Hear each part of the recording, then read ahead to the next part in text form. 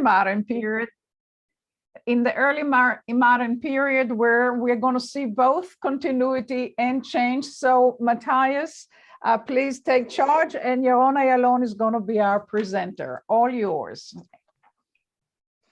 All right. Hello, everyone. My name is Matthias Lima, and I'm a professor of Jewish history at the University of California-Irvine. And it's really a pleasure to be introducing the speaker for the second session. The session, as Chava already mentioned, is entitled Jews and Muslims in the Early Modern Period, Continuity and Change. And our speaker is Professor Yaron Ayalon. So just a brief reminder, if people are just maybe joining us now, we will have an opportunity for questions and discussions. So please use the Q&A button that you find at the bottom of your screens. And we'll do our best to get to as many questions as we can.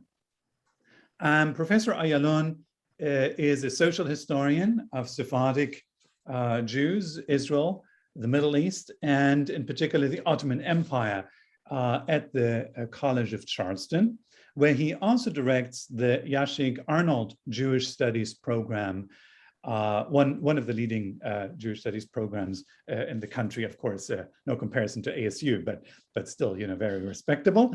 He's the author of a number of important studies, in particular, and I think really rather timely these days, a book called Natural Disasters in the Ottoman Empire, Plague, Famine, and Other Misfortunes, which came out with Cambridge University Press in 2014, author of many articles. And among his major contributions to the field is his role as one of the editors of the Encyclopedia of Jews in the Islamic World. And he is now working or completing a new book entitled, or tentatively entitled as far as I know, Ottoman Jews, A New Social History. So without further ado, Professor Ayalon, the floor is yours. Thank you very much. Can everyone hear me? Yes, good. Thank you. First, I have to say it's a great honor to be speaking right after my former advisor. It's nice to see you, Mark, and it was great listening to you again, as always. It has always been and still is. And now let's see if I can live up to my mentor's standards. So today I'm going to be talking mostly about Jewish life in the Ottoman Empire, which is how I perceive when people tell me Jews and Muslims in the early modern period. And I'll explain what I mean by this. And I'll be talking about, let's say, the late 15th to the late 18th centuries. And I think we have a problem that I have to address first, which is that the study of Jewish life under the Ottomans, and therefore also of Jews' relations with Muslims, is still significantly lacking for the period that I just mentioned. Definitely compared to what came before, which we just heard about, and what will come next, which we will hear about next, I assume. This period, I like to call it the middle period, let's say, the mid-16th century, especially to the late 18th.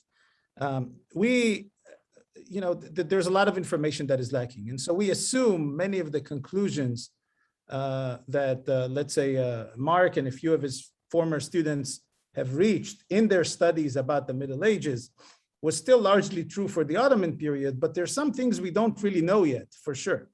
In part, that's because in many ways, in this period, we are still under the influence of early scholars of Jewish studies. And I could take many, many examples, but we could really even go back to Heinrich Gretz, one of the founders of the field of Jewish studies, who had all sorts of interesting things to say about Jews outside of Europe after 1492. For instance, about the 16th century non-European Jews, this is what he had to say. This I'm quoting from his fourth volume. This is out of the 6-volume set. Jewish history was gradually transferred to European ground. Judaism assumed a European character and deviated more and more from its Oriental form. Saadia, this here refers to Saadia Gaon, was the last important link in its development in the East. Chisdai, meaning Chisdai ibn Shaprut, and the scientific men whom he influenced became the first representatives of a Judeo-European culture. The fact that Jews occupied an exceedingly favored position in Turkey for so long a period did not result in correspondingly enduring progress. In other words, what happens after these guys came to the Ottoman Empire? It's not really interesting and we shouldn't be studying it. They did not produce a single great genius. I'm quoting Gretz again. They did not produce a single great genius who originated ideas to stimulate future ages, nor mark out a new line of thought for men of average intelligence. Not one of the leaders of the different congregations was above the level of mediocrity. I wonder by what standard he measured these things. The rabbis and preachers were deeply learned in their practical subjects, but kept to the beaten track without making a new discovery or bequeathing an original contribution, even in their own department. Only one rabbi left to posterity an epoch-making work, which even yet possesses significance, disputed though it be, but even this work contained nothing new or original. And this he said about Joseph Caro and the Shulchan Aruch, of course, which completely transformed the Jewish world. But for Gretz, it didn't really matter because this guy operated in the Ottoman Empire and not in Europe where the real stuff happened. Now, we could say, well, historians don't think like that anymore, right? But we are in fact still not entirely out of that framework of that type of thinking. We may not say it like the way Gretz said it in the 19th century, but the fact is that this middle period for Jewish history, again, 16th to late 18th century, remains the most understudied. If you compare it with all of the wonderful studies that we have about earlier periods, much great to the Cairo Geniza and the resources that it offers, or the explosion of works on the 19th and 20th centuries that we've seen in the last, I don't even know how many years, but definitely the last 20 years for sure. We've seen quite a bit of it. And in the last 10 years, we have many great studies coming out, some by people on this call and with us today. And this is all great, but we still have an issue with what happens in those centuries in between. And I think that the lack of enough studies have led many historians to rely on shaky evidence produced by past scholars. In other words, if you are not trying to rewrite this history, which is what I'm trying to do, if you just need to refer to it in some way, then you don't have too many people to trust. And so you have to go and look for someone to trust. And really, I have a long list of such studies and why they're so problematic. But this is not today's topic, so I'll just mention one. My favorite, by all means, is Stanford Shaw's The Jews of the Ottoman Empire and the Republic of Turkey from 1992, which really represents sloppiness at its finest. This book has really factual errors and real fantasy, not history, in almost every page.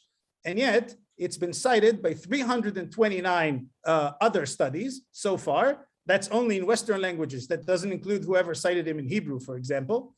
And since 2010, you would say, okay, that's in the 1990s. 180 people have cited this book since 2010.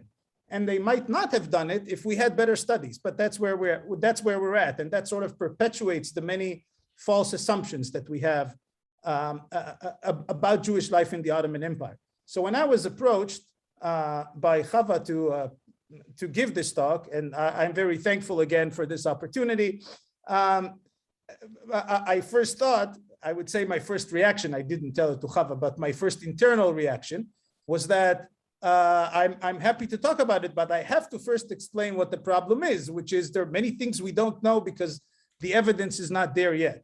So I think we have to start any conversation about Jews' relations with Muslims, which I'll get to in a few minutes, has to start with this understanding that we have to challenge some of the old assumptions about the arrival and settlement and social and economic life of Jews in the empire.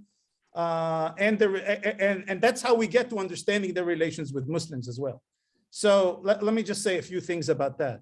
I, in my study, have tried to look at some of these assumptions that people have made that are very common in the scholarship. You open any book about either a book that deals with Ottoman Jewish history or that somehow touches upon it, or that maybe it's a European history, that is European Jewish history book that deals with Ottoman Jews for some reason. And you would always find the same stories recycled. And so I said, it's time to go back to the origins and figure out what we can say. For instance, there's the famous story of this rabbi from Edirne, Isaac Tsarfati, who allegedly sent a letter to all of the Jews in Europe. This is such a well-known story that is one of the most famous points that anyone has ever heard of regarding Jews in the Ottoman Empire. He called upon them to come, and as a result, there was a wave of Ashkenazi migration into the Ottoman Empire.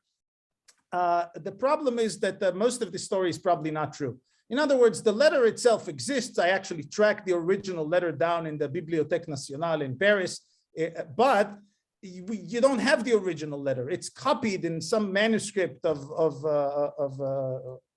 the Rosh, responsa by the Rosh. No one knows why the letter is there, but that's the only original copy we have. And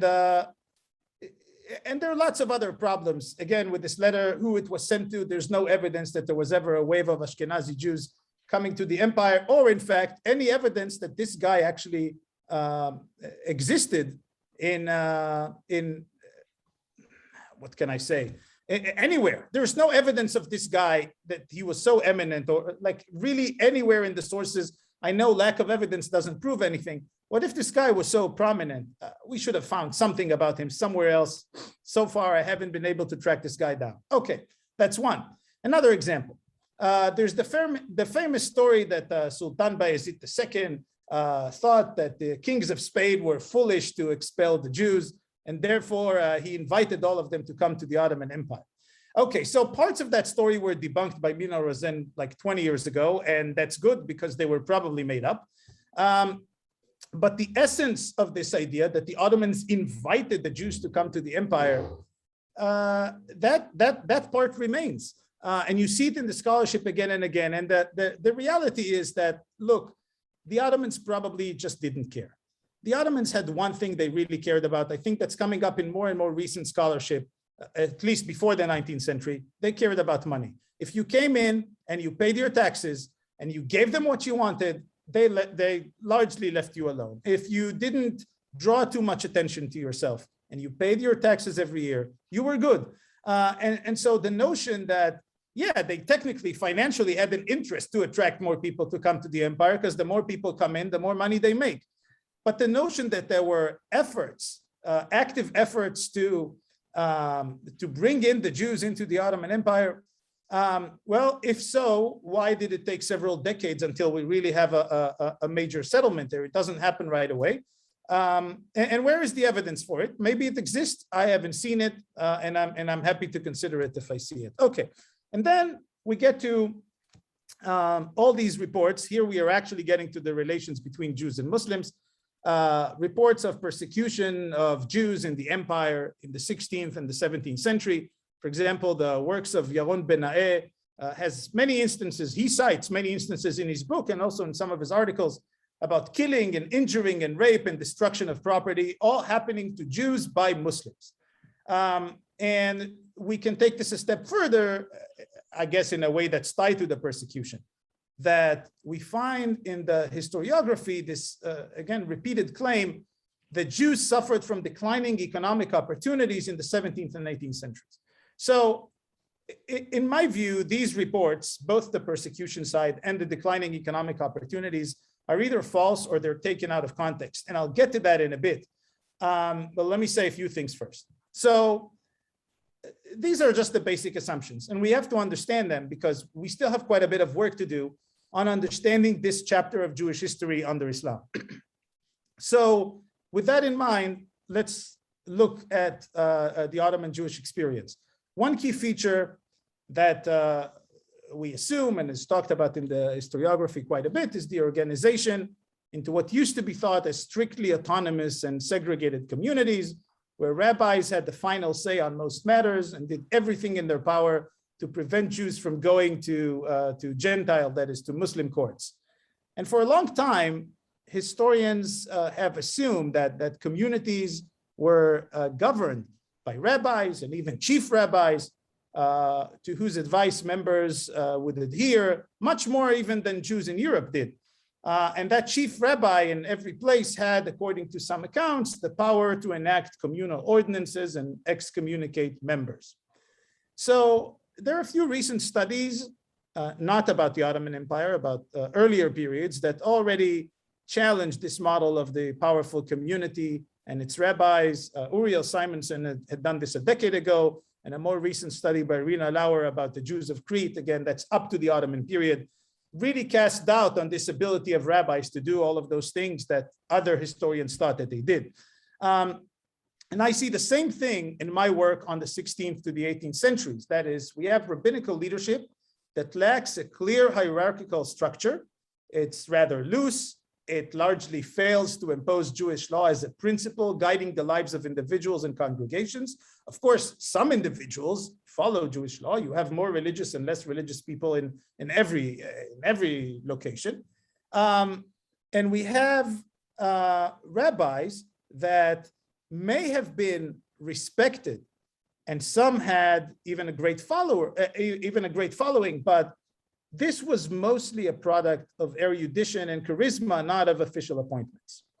So if we read Ottoman responsa, that is the Q&A literature, She'elot u'tshuvot, where people ask the rabbis questions and they respond, this is really the world where we need to go. And I fondly remember the many attempts of Mark to teach me to approach that literature. He was right, of course. So if we look at Ottoman responsive literature critically, and that's key, because we are looking for indications that a community's conduct wasn't exactly the ideal that rabbis wanted it to be. So you can't always take what they say at face value. If you read it critically, then what we find is that many Jews were committed to their community as an institution, as a social unit, as a relief and education agency, but not necessarily to following the lifestyle that rabbis expected of people to follow. And in a world with fluid religious boundaries, Jews and other Ottoman subjects, they would cross confessional lines regularly in living quarters, in business partnerships, in personal associations in public and private, in the Shari court system. And in all of this, we are not getting a very different picture from what we're getting for the earlier Geniza period. That is quite a fairly integrated community into the broader non-Jewish community, that is. So this broad integration of Jews into Ottoman Islamic society then raises questions about their treatment by Ottoman authorities. And specifically, those reports that I'm now coming back to on persecutions, forced conversions, forced migration, outright violence, rape, and so on, from the late 16th to the late 17th centuries. And we have also the other point that I made before about historians' portrayal of narrowing economic opportunities for Jews in the 17th and 19th centuries.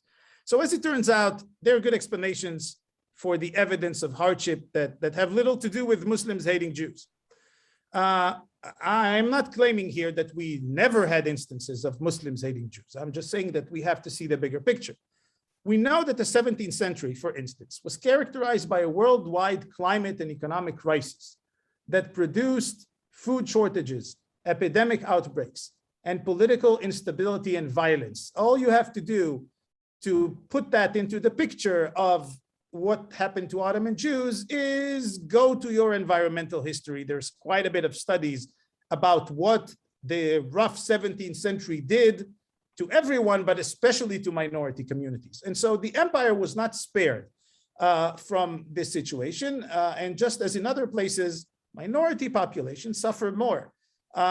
So we also know that a lot of the evidence, if you actually look, rather than just saying, oh, it's the 16th and 17th centuries, if you actually look at the years when the evidence for persecution of Jews comes from, you see that a lot of it, not all of it, but a great share of it, comes from Istanbul and its environs around mid-century.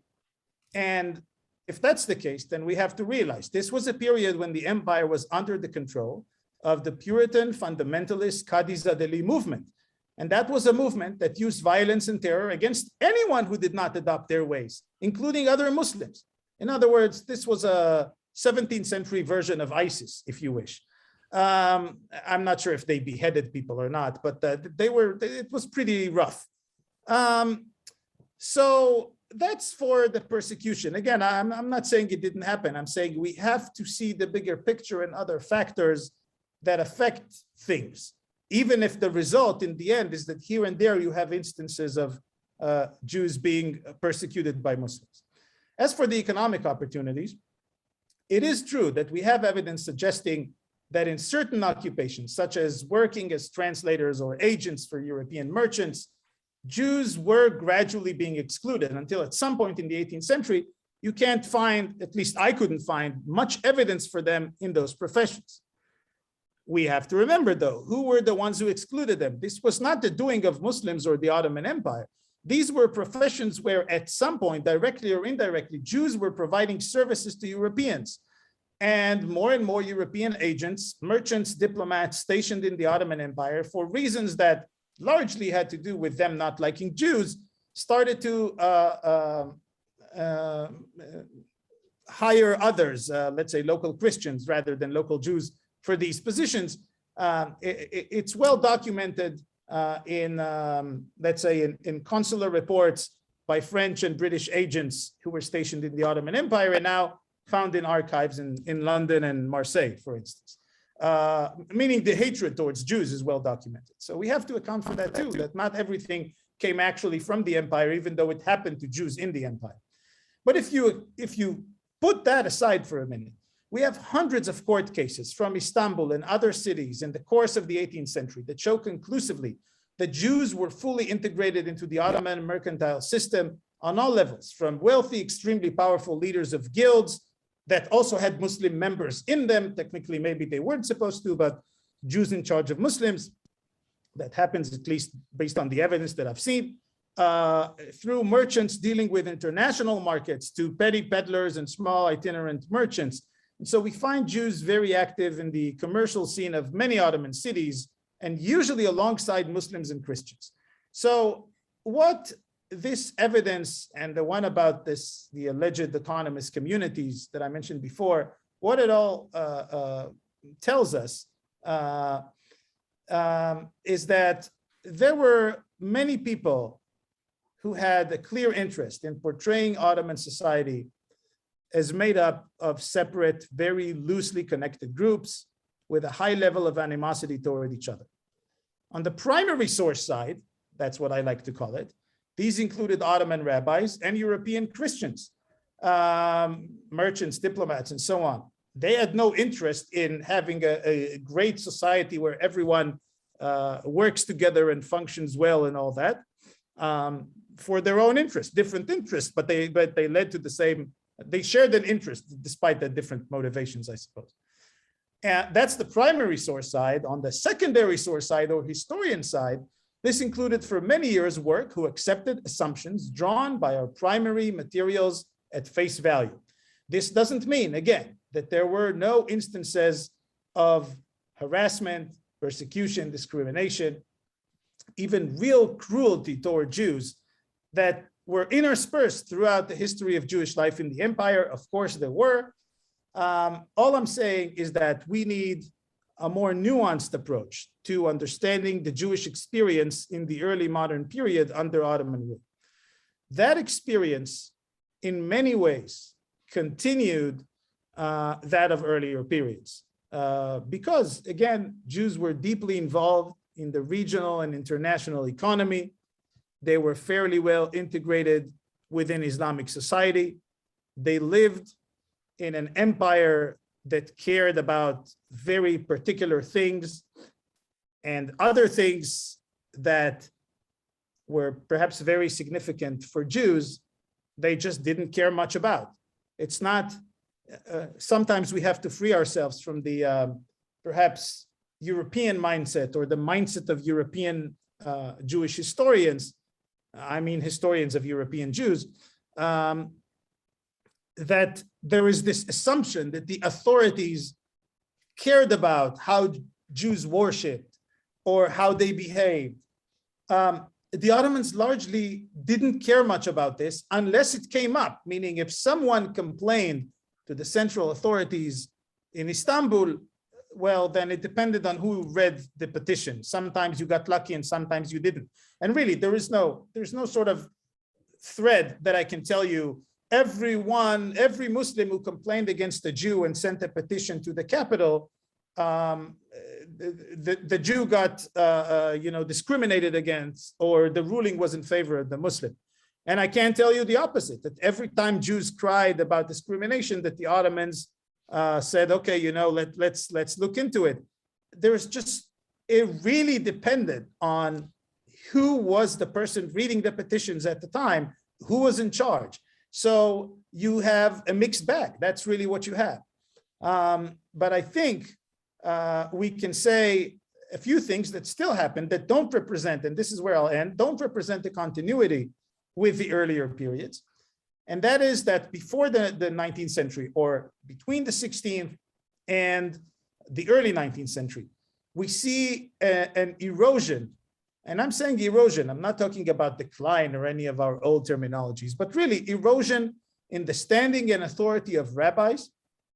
We see the creation of new forms of identity as Jews were repeatedly negotiating their relationship with the religious community. We see that the standing of the community in many instances was weakened by private initiatives, private charity initiatives, private education initiatives.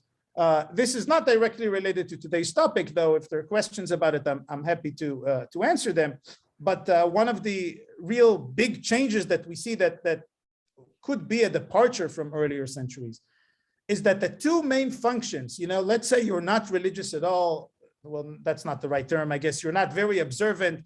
You don't follow the Jewish law as the rabbis expect you to, but you're still active in your community.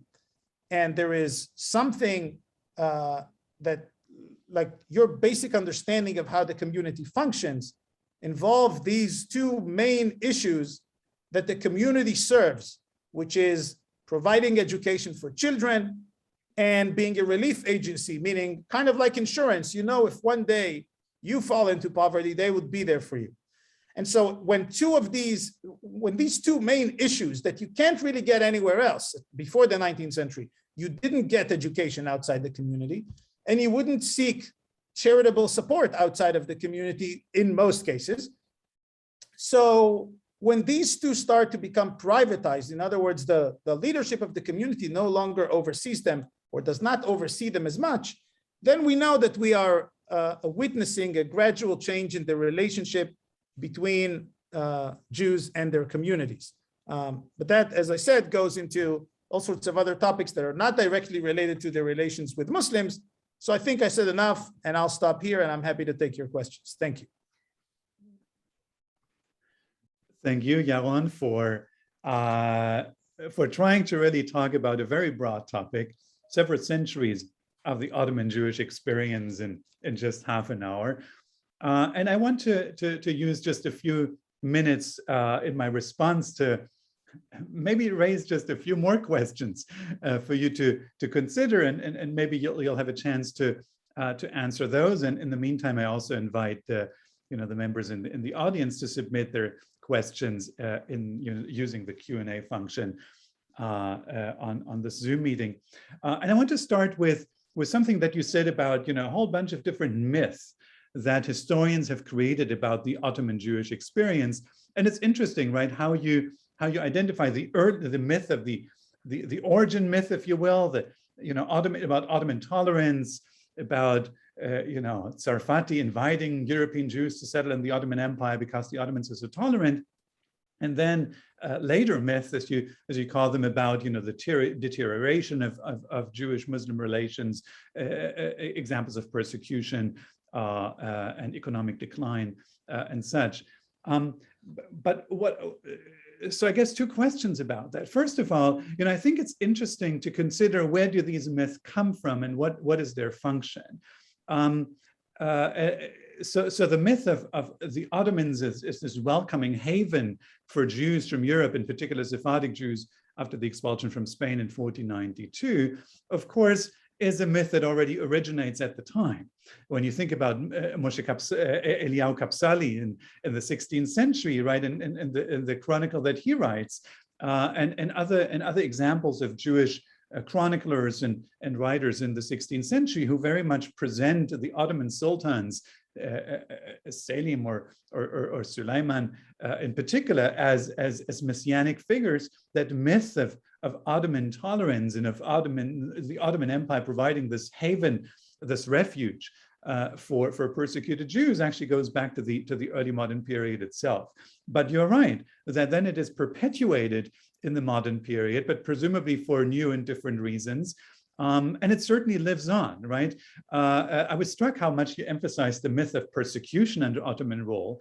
And I think that's true, but I think there's also a pervasive myth of just how tolerant the Ottomans were, which is promoted for clearly, political reasons in Turkey today, right? There is a whole industry, talking about how welcoming the Ottoman Empire and therefore the Turkish nation were towards the Jews. And the subtext, of course, is deeply problematic because it assumes that several centuries after those Jews settled in the Ottoman Empire, they still have to be grateful for having been received as guests, right? Tolerance, of course, is always an expression of a hierarchical relationship. Tolerance doesn't exist between equals, right? You're tolerating somebody who is less powerful than you are. And so tolerance, right, that is celebrated in the Ottoman context, I think really raises some interesting questions, because what is at stake when we celebrate Ottoman tolerance? So going back to when it starts, in the early modern period itself, but also even with its connotation, political connotations, perhaps in more recent times. So yeah, so that's the question about the myth and where they come from and what role they play, what is their function. A second topic that you bring up and that plays an important role really in your presentation that I think is really interesting is the question of rabbinic authority, right? And you point out, it is kind of ironic when Heinrich Gretz in the 19th century dismisses the intellectual contributions of Ottoman Jews and says, Yosef Kara, the Shulchan Aruch, what do we care about that? When, as you say, this is the foundational document in many ways of what we call today orthodoxy. And because of its adaptation in Europe, it's the foundational document that allows us to really distinguish between Sephardic Jews and Ashkenazi Jews in the realm of halakha. So it really is striking how somebody could dismiss that contribution, not even mentioning the philosophy of Moshe al-Musnino that Chava Tirosh Samuelson has written a lot about, or the Kabbalists of Tzfat in the early modern period who, give us the idea of Kabbalat Shabbat and, all those kinds of things, Lurianic Kabbalah, all of those, of course, are Ottoman contributions, Ottoman Jewish contributions. But I want to go back to the question of rabbinic authority. And I wonder if you can just say a little bit more about how you triangulate these different, the evidence from different legal spheres. We're going to hear later this afternoon from Jessica Marglin, right, who has written a lot about the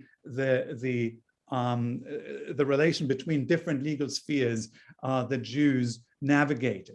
Right. I mean, she is speaking about the later period, but I think what you were describing here also raises that question. How can you give us maybe a better sense of what are the patterns that informed the way that Jewish and Sharia law overlapped? When did Jews turn to Sharia courts?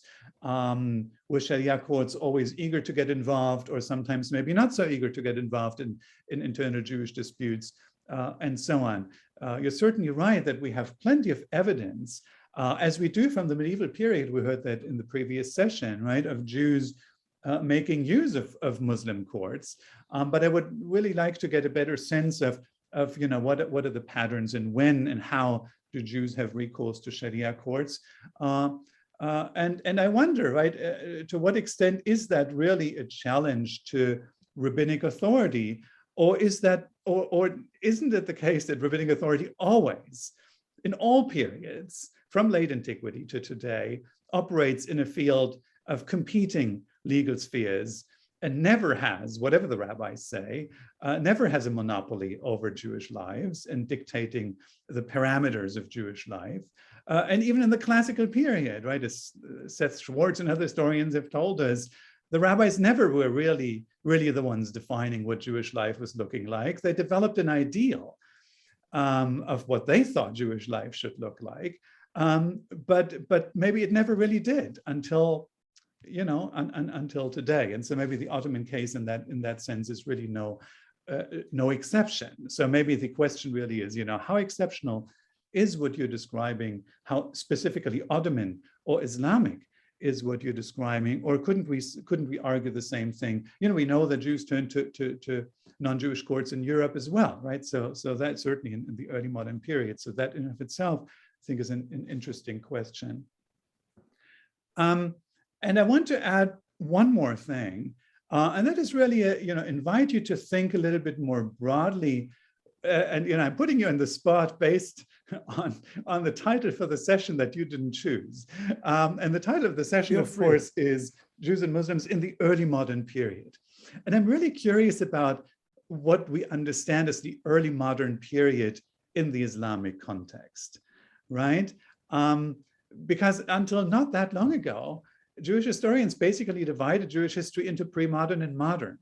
And then, you know, they had all these interesting debates about when does the modern age in Jewish history begin, until, you know, the 1980s or so, that, you know, when you see the, you know, and in recent years, increasingly, you see how historians have embraced the notion that the early modern period really is a distinct period in Jewish history. And so my question would be, you know, how do we understand the early modern period within the Islamic world as a distinct period that is not simply continuation of the medieval, because then we might as well just call it pre-modern and have the turning point sometime in the whatever late 18th or 19th century, whenever it might be, right?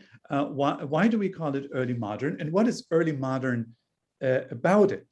So one way to answer the question, of course, is that, well, you know, it's just a convenient way of slicing an otherwise, you know, very unwieldy, long historical period. But I think it's an important thing to consider, in particular when you think about David Ruderman's, you know, influential work on early modern Jewry, in which he tries to actually bring Ottoman Jews to the table, right? He tries to integrate Ottoman Jewish history into this broad sweep of Jewish history in what he defines as the early modern period. And there are, of course, a number of characteristics that he lists. You know, one being the accelerated mobility, right, between Jews traveling, you know, moving between different parts of the Jewish world, and the impact that that has on rethinking Jewish self-understanding and identity. And you know, another question might be maybe the decline of rabbinic authority to some extent, a blurring of religious identities. And so there's a number, right, of specific characteristics that he suggests are unique to the early modern period, that is not just an extension of the medieval, but that is not simply you know, a rehearsal for the modern either, but that really makes this period a very distinct period with its own characteristics. And so one way to think about this, of course, would be to say, well, maybe the early modern period in the Islamic world really is the Ottoman period. And maybe the Ottoman context, to some extent, is really what makes this period peculiar. Now, obviously, those of our colleagues who work in Morocco or Iran are going to object to that.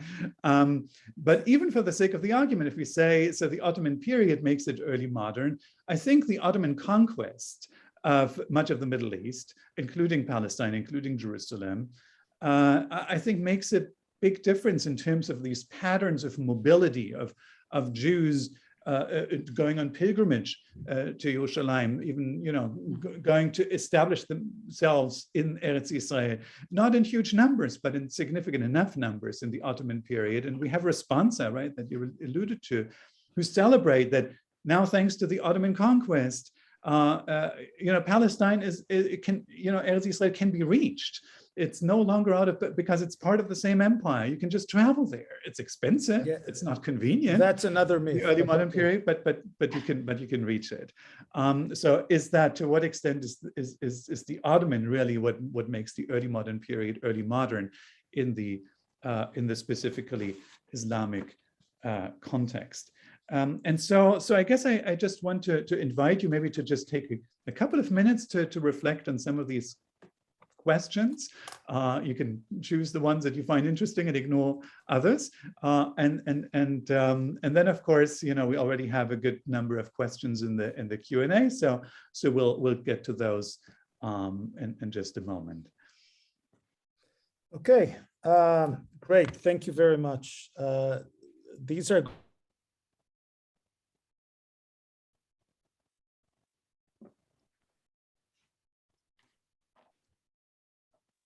Yaron, you're frozen. Can you do something about it if you hear me?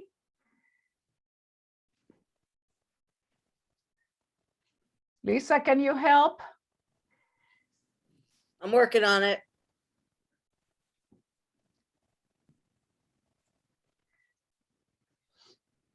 Maybe Matthias, you can, until we get him back, maybe Matthias, you can refer us to a first question that we have on the Q&A until we recover the link with him. Right. Well, I don't want to do that until Yaron is back, because I want to make sure that he knows what the question is. Oh, I see. So, but I think what he he really gives us is plenty to think about in terms of the early modern period and in terms of Jewish-Muslim relations and how they, I thought it was interesting to think also in terms of the continuities, right, from what Mark Cohen and Eve Krakowski were discussing in the previous session, and how there is this close interaction between the Jewish communities and the Islamic State, and how Jews are participating really in that, as obviously as dhimmis, not as equals, as so-called protected people in a legal system that is defined by Sharia law, but that is never exclusively about Sharia law. That also carves out a space for Jewish law. Again, also the political connotations of tolerance and that lack of tolerance, again, was another interesting echo, right? Something that came up in the number of the questions. I think here he is back. Yes. A number of the questions in the previous session, and that came up again. Okay, Professor Ayalon, you're back. Yes. Sorry, something weird happened to the Wi-Fi here, so I'm on my phone, but hopefully you all can hear me. You can hear me okay. All right. It works. So we have to improvise sometimes. What can we do? Well, you asked a few really great questions. So. On the myth of Ottoman Jews, I think these myths, and you're right that they started with, Kapsali and others at the time, and even that Sarfati guy, whoever he was, even if he was a nobody, he still believed in that myth, right? I think it came from the fact that, Jews were suffering quite a bit, really in Europe since the Black Death. It's even before the expulsions from Iberia. And suddenly they were in a place where, let's just say, they weren't suffering as much. And so if that is the case, then you get you may be getting really excited.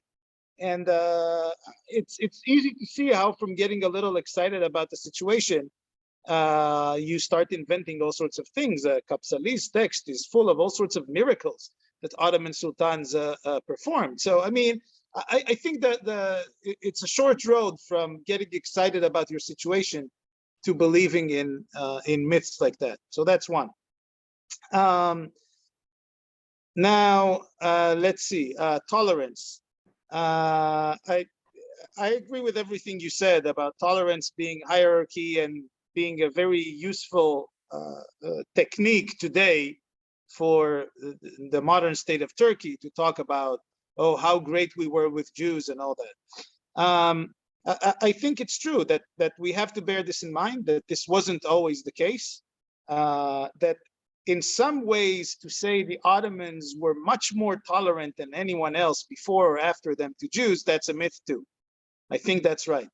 If I remember correctly, that's a point that Julia Cohen makes really well in like page 2 or 3 of her book before she moves on to talk about the 19th century. But that's true. I mean, I think we have to bear this in mind that there is no real pattern here, except that maybe numerically speaking, there were more Jews killed and harassed in Western or Central Europe in the 16th and 17th and 18th centuries than in the Ottoman Empire. At some point, if that's really a key question, someone is going to have to do a more serious study of comparison, but not just of the quantitative side of, you know, where it happened more, but the reasons, because, you know, we have environmental issues, we have political instability, we have all sorts of factors that affect minority populations. So it could be, we might be able to find that it ended up that the Ottomans were more, so to speak, tolerant of Jews, or Jews fared better under the Ottomans than, let's say, under the Holy Roman Empire, by chance, because of all sorts of factors that had nothing to do with any real policy that wanted it to be that way. But I don't really know. Rabbinic Authority. I think that, first of all, you're right. There was always an ideal. I think that existed way before the Ottoman period. And we even see it with rabbis talking today, trying to be political and saying, you know, what their ideal society would be like. In Israel, they sometimes even get some political clout to be able to get some of those things done. But yeah, I think that has always been the case. Now, when it comes to, so when did Jews go to Shari courts? I was looking for those kind of patterns.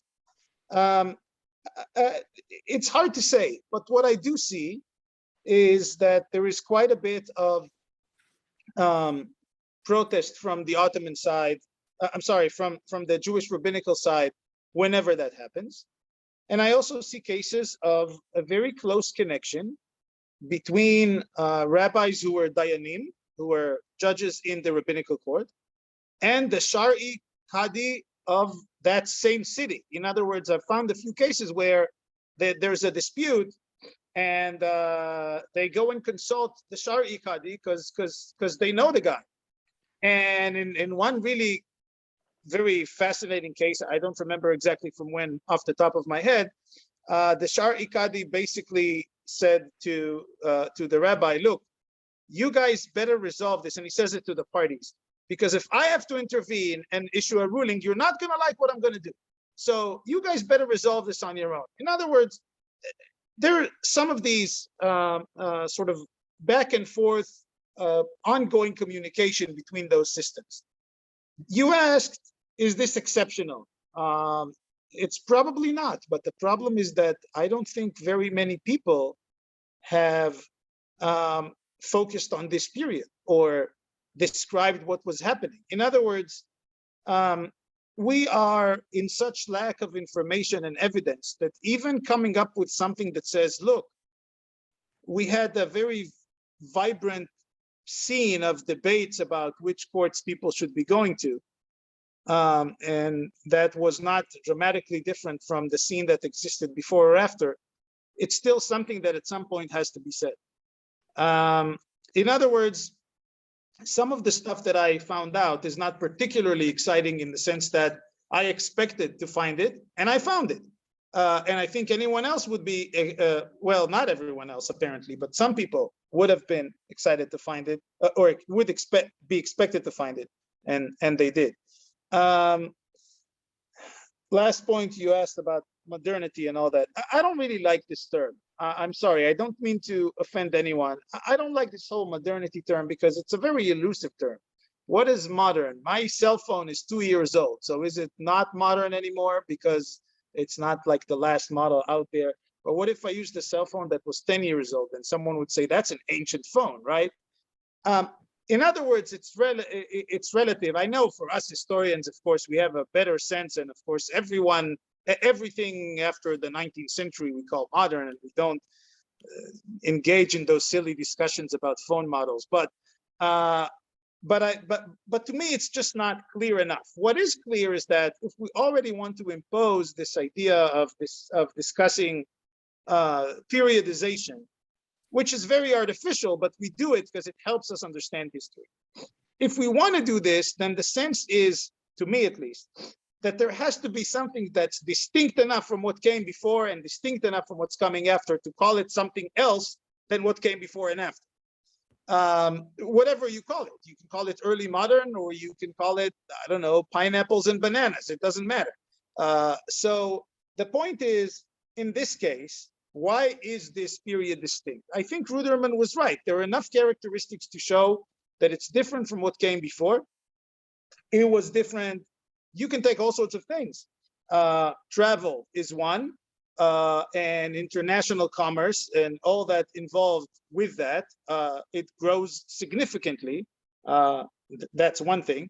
Issues of identity is another. For Jews, I mean, the whole, we say Sephardic Jews, we use that term to talk about, I don't know, Jews in 12th century Spain, but we now know, thanks to Jonathan Ray's work and a few other studies, that that you don't really have one unified identity that encompasses everyone from the Iberian Peninsula until much later, and that much later happens in this early modern period, that as we call it, not in the 13th century.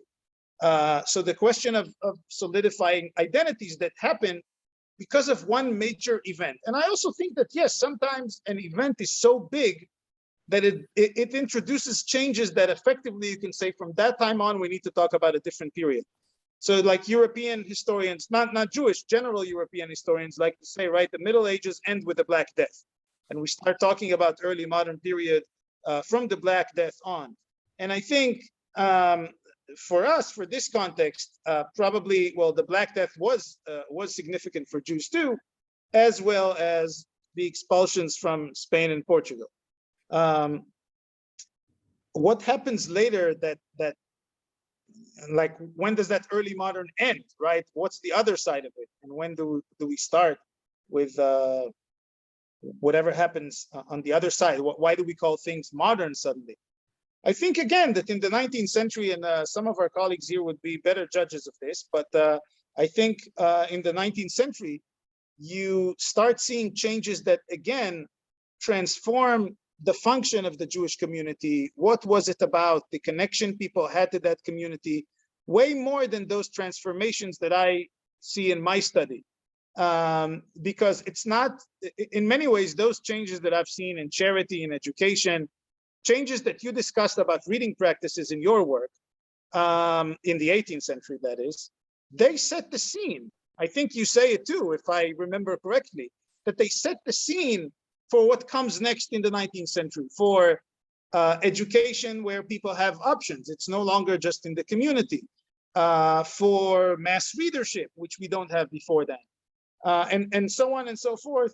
The question is, when do we really draw the line? Some people would say only in the second half of the 19th century, but that's, you know, that's as far as I can take it, because I don't claim to have expertise where I don't have it. So that's for your questions, but I know we have questions from the audience. Yes, too. thank you. Yeah, we do have a number of questions. So let's start with this one. What can you say about relations between Ashkenazi Jews and the Ottoman Empire?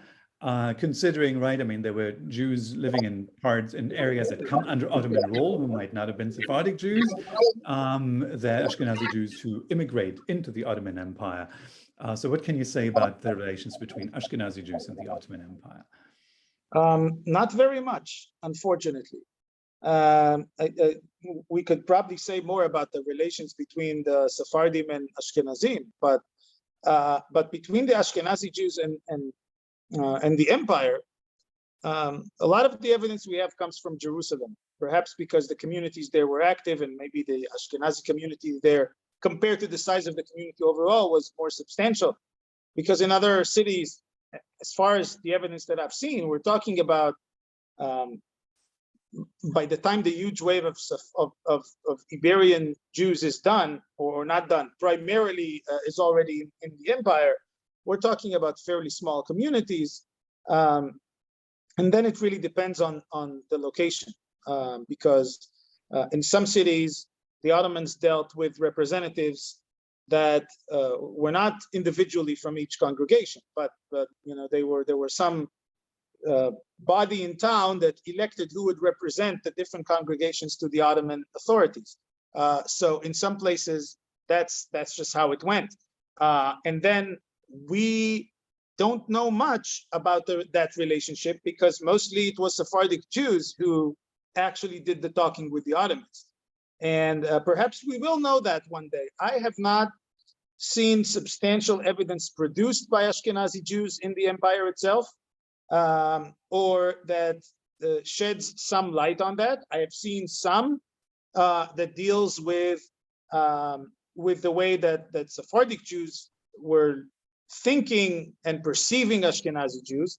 A lot of it had to do with issues that don't tell us much beyond the fact that they recognize that they were different in traditions. In other words, I've seen quite a few responses, probably 10 or 12 of them, of cases where one of the people who were asking the questions, or litigants, whatever you want to call it, was Ashkenazi, and the rabbi who was Sephardi provides the answer, but then puts this disclaimer: I think you should also ask Ashkenazi rabbis, because you guys may have different practices and I don't want to give you bad advice. So clearly there was awareness that these guys were a little different and they were doing things differently. And in Jerusalem, I think, is where we have most of the research, as far as I know, about the tensions between the two communities. But even there, most of the time, the person representing the community to the Ottomans was from the Sephardi community. So that's really as far as I can take it. I have not seen enough evidence to draw very clear conclusions on that. All right, excellent. And we have two other questions that I think would be interesting to consider. Well, maybe one at a time, but so let's start with this one. I'm somewhat surprised that you did not address the Jewish millet in Ottoman society. Was there not broad authority accorded to non-Muslim people of the book in this millet system? Or do you think that the role of the millet and the chief rabbi in Jewish society was narrowly confined to Istanbul and less relevant for provincial life? This is a great question, and thank you very much for asking it. The reason I didn't talk about it is because there was no such thing. And I like to not discuss things that didn't happen. So what do I mean by this? There was no such thing as the millet system. It's an invention of, again, historians. I deal with that too in my book, but I don't really have to deal with it much, because this has been, the whole issue of the system has been debunked like back in 1980. It's not even new. And so the term millet or millah for a religious community, sure, it existed, but there was no place where someone wrote down, there is a system and here's how we govern others. That's just not how it went. When it came to chief rabbis, again, we have, before the mid-19th century, one community where that term was actually used, and that was in Izmir, because in Izmir they had a somewhat different leadership structure than in other places. There is no authoritative model for chief rabbis to govern communities. We don't see that until the 19th century. We see here and there rabbis who claim to be chief rabbis, or who claim to be such that whatever I say people have to do. We see it in Aleppo, for example, with the Lowe family, that several generations of that family claim to have that status, but effectively what they likely had was that they were in charge of their Rabbinic Authority, which is a pretty good position to have, but that doesn't mean that you get to call all the shots all the time and everyone listens to you as they thought everyone would. And so I think that's part of the problem, that we sometimes make such assumptions about about how these communities operated, and it's not really supported by the evidence we have. We get more and more of this later. Yes, more centralized, I guess, perspective on on how to govern communities, but that's a 19th century story. That's not what I see in my work. And I'll just end with, I actually hunted down this term, chief rabbi. I wanted to see if the Ottomans used it. If the Ottomans used Haham Bashir, and I spent probably a month looking for that in the Ottoman archives a few years ago, and I only found 4 instances where that term appears before the 19th century. But in all 4 of these, it was very clear that the meaning, if you read the context, was that this was a rabbi who at that very instance was representing the Jewish community to the Ottoman authorities, not someone who was actually a chief rabbi. So that's as far as I can take that. Okay, and perhaps in some way following up on this from Sasha Goldstein. Sasha, congratulations on your new job, by the way. In your opinion, does the erosion of rabbinic authority in the later Ottoman period represent a strengthening in local lay Jewish authorities, foreign Jewish entities, or a rapprochement towards non-Jewish authorities, or a devolution of authority altogether, or a mixture of all of these factors? Perhaps you can explain or expand a little bit on this point. It's a great question, but I'm not entirely sure. I think that maybe to answer it really well, we need to detach ourselves from the assumption that we talk about communities as a whole, and rather think about members of communities, a lot of members of communities being made up of people that had all sorts of reasons to be part of that system. Sometimes it's because, that's the place you pay your taxes, so you don't have really much of a choice. Sometimes for the reasons I said before, because the community provided services that only it could provide. Sometimes because you actually cared about things like prayer and learning. Sometimes because the synagogue was the socialization scene for many Jews, and so as it is today for many Jews, and so you would go there, but the whole ritual didn't really interest you much. We have quite a bit of evidence of rabbis and others getting quite annoyed by the level of noise at the synagogue, right? So we know that many people came to see others, not really interested in the service itself. People had different reasons, and that means that how they perceived authority also differed based on the different perspectives that they had about what the community was. And so I think that certainly if you were wealthy or well off and you had resources and you provided those resources to your community, and you wanted people to accept your authority as a lay leader, then you expected people to do that. But I think in the end, people respected lay leaders if they did good things for them. I think that's true in many communities today. I don't see much of a difference between today and what I saw in the 18th century. But people also choose. And, you could have instances where the authority of lay leaders or rabbis is respected, and the very same people would not respect it a month later because it was a different issue. And on that issue, they decided, you know what, I don't actually want to listen to you. And so I think the place of authority is very elusive, and we have to understand that a lot of it really depended on who the person was, the time, the place, your ability to appeal to others, so many other factors that makes, in my view, talking about models of authority in the Jewish community, it's a very tricky question to me, and I don't think I can take it much further than what I just said. Okay, thank you. So moving in a somewhat different direction.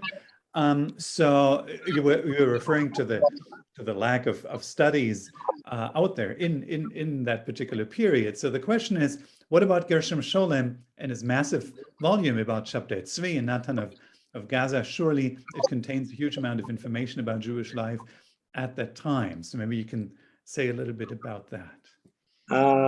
Sure. Yes. I mean, yes, there is good evidence there.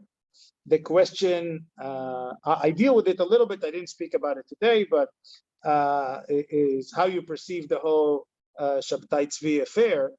I think that I saw before that our friend Genghis Shishman is with us as well, and in his book he at least raised the option, or maybe more than raised the option. I'm trying not to misquote, but that it wasn't just about Kabbalah, but there were other issues that appealed to people. I honestly see Shabtai Tzvi as a 17th century model of Donald Trump. In other words, someone who is a populist leader who promises people things they want to hear that are not based on reality. And at some point, when people realize that it was false, some people leave, and some people find ways to justify, just like some followers of Trump today would say the election was stolen or whatever. You always try to find ways to justify the situation.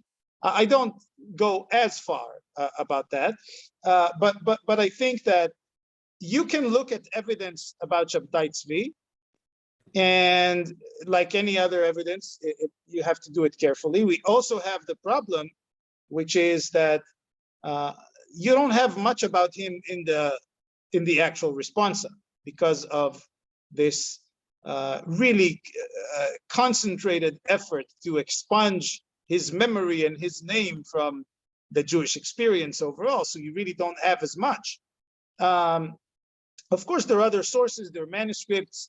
A lot of that work has been done. And to answer finally that question, yes, I mean, I use some of that evidence in my work to try to understand that phenomenon and why it happened. I don't think it is particularly very helpful for us for the bigger picture, because I think Shabtai Tzvi was an anomaly. I don't think he represented the bigger picture. For instance, there is the scene where he is crowned or announced as the king or whatever that is in the synagogue in Izmir in December of, I think, 1665. And really becomes this authoritative leader of the community, where if you're not with him, you have to flee the city. It's a big deal.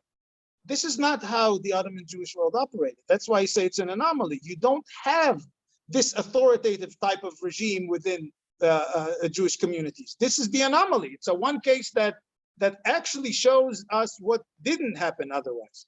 And that's why the evidence is useful, but to a limited extent, because it's hard to draw from it conclusions on Jewish life in the Ottoman Empire more broadly. It's easier to use it to try to explain the appeal of that movement. And again, I do this in a very limited way because others have done this quite extensively before me. Okay, we have a number of questions or comments about the question of tolerance, or the myth of tolerance, if you will. The first one is really maybe more of an observation than a question. The problem, of tolerance is related to power, and whoever has the authority has the right to create narratives that suit them and are in line with their ambition. At the time when the Jews lived among the Ottomans, there was only one narrative, the Islamic one, and therefore it can be said that it created an image of the Jews by considering them as a minority with limited influence. And I'm going to just read a couple of more questions or comments, and I think the last question maybe then will allow you to just follow up on this a little bit more. So somebody else says, while Turkey may be using the myth of tolerance, do you, and I think it's directed maybe more at me than you, Yaron, do you not think that it must be contextualized first in the prevailing modern prejudice of Turkish modern tyranny? That's certainly a good point. And second, what do you mean exactly by myth? Is it a lie or falsehood? And should we not interrogate our own political prejudices in the direction away from emphasizing conflict over coexistence? And that leads us really to sort of a question that maybe wraps this up here. Ottoman tolerance is surely a myth. This is from Genghis Shishman. A discourse created by so many actors for various reasons over centuries. For example, even today, both the current government and the politically fragile Jewish community in Turkey subscribe to the rosy history of Jewish-Turkish relations. I'm just wondering whether you see anything unique in the Ottoman tolerance or lack thereof towards the Jews in any period, especially in relation to Christians, Armenians, Muslim heretics, Alawites, and so on in the empire. Now, there is certainly a lot for you to answer. And about 4 minutes to do it. So Yes. let's see what No I can pressure. do.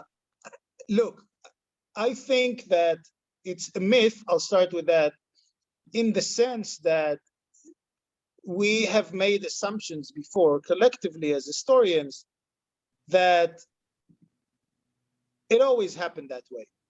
That Ottomans treated Jews better than other Islamic regimes that came before them, and definitely better than what we saw in Europe.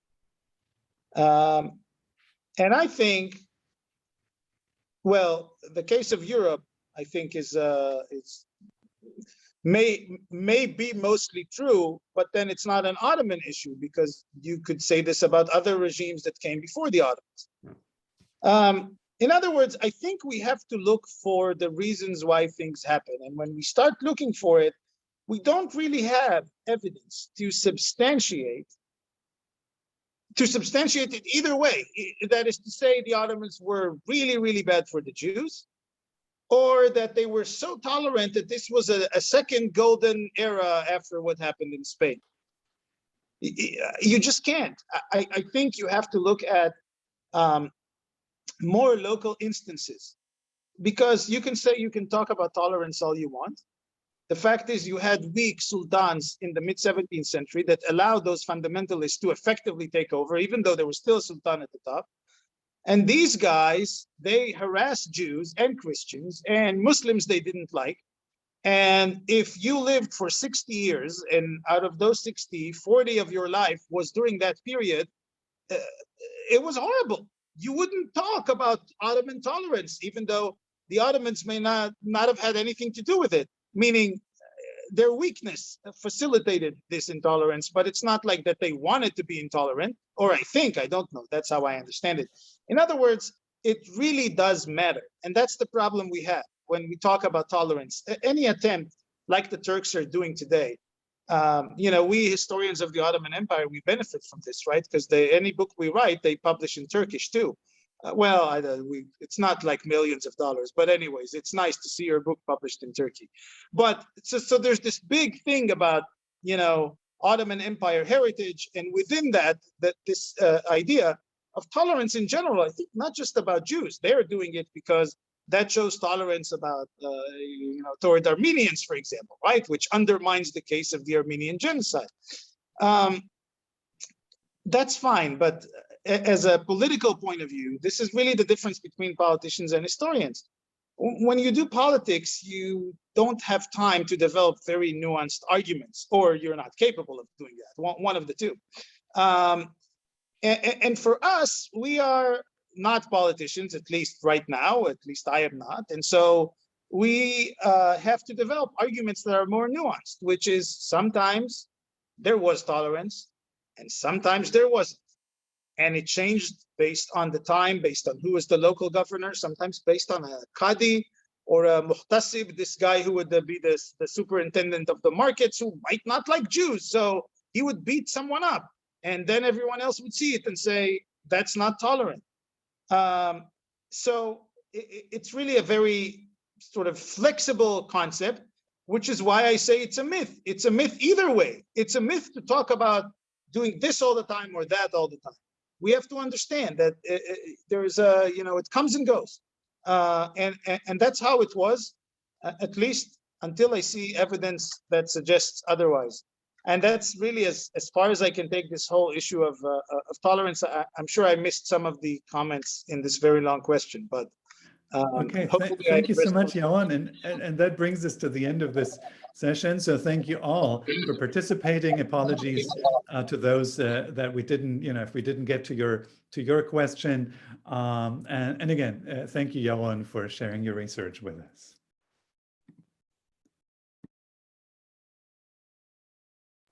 And thank you, Matthias, for chairing this session, and for Yaron for giving us a lot of food for thought. There are still issues